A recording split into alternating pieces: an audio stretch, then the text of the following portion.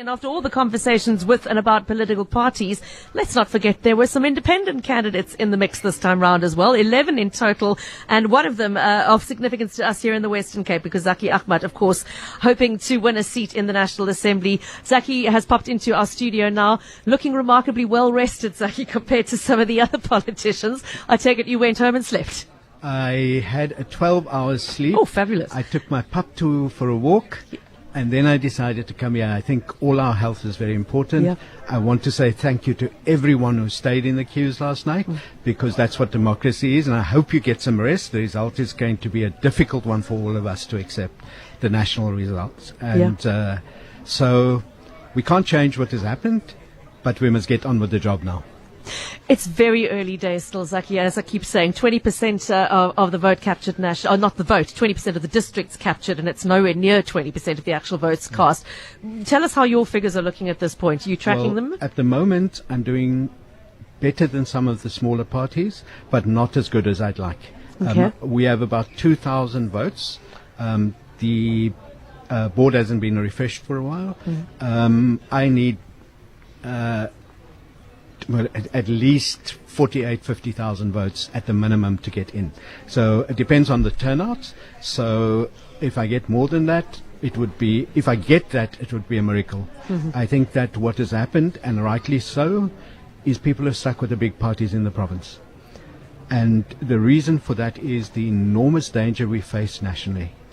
If we look at KwaZulu-Natal, it is putting MK into the third largest party in nationally. And of course now in Mpumalanga, the ANC's lost nearly 20% of the vote to MK. Yeah. That means that there are several options that the ANC has, either to go into coalition with those two parties, to go into coalition with the DA, or to rule as a minority government with the support of decent people, only on the question of maintaining stability in the country. And I think all of us need to be very careful about what we say now and who should go into alliance. I just do not want anything to be near MK, and certainly not with the MK and the EFF together in the mix. Yeah. Okay, so Zackie, as you said, 2,000 votes in, you need 48 or 50, but important to say, I mean, your support base, we're looking at the votes that have been captured so far, largely outlying areas, rural, smaller voting districts. The metros are the big unknown at this point. And are you still hopeful that it might happen? I mean, you said it would take a miracle. Look, I'm not a gambler. I went to sleep because we've done our best. We had 4,000 volunteers on the ground. Hopefully we're going to get at least that number of votes. Yeah. But certainly what has struck me seriously is the fact that it's the struggle that we have to take forward now, apart from keeping the country stable. Whether I win or not, we are going to change the rule of Parliament, because we're in court to do so, from having secret hearings to protect and promote corrupt MPs from the African National Congress, and the EFF, I might add. The second thing is that we have to get the Liquor Amendment Bill passed to ensure that there's no advertising of alcohol, to ensure that no alcohol is sold around schools, and to ensure that the age is lifted to 21, and then to also make sure that there's a decent harm reduction program in place.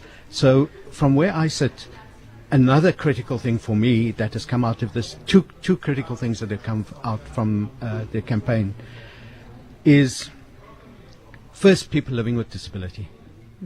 The enormous pain that people go through, where you can sit in a shack flooded on the ground if you're an autistic kid, where you are a brilliant young person who's leading Youth in Action, one of the leaders of Youth in Action, the campaign started through the movement, who has no chance and who can't find transport. The city, the metro here, is the only metro with transport for people living with disabilities. But 200,000 at least people need transport, and there are only 13 dial-a-ride. There's a waiting list going back to 2012. So literally, I believe that the city and the mayor would be responsive to that, getting the transport fixed out. Golden Arrow, the city and the taxis. And we have to work together to make that sure. And of course, PRASA. But for me, one of the great dangers that the communities face, apart from hunger and homelessness and so on, is crime.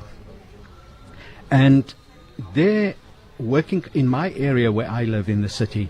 We've got the CCID.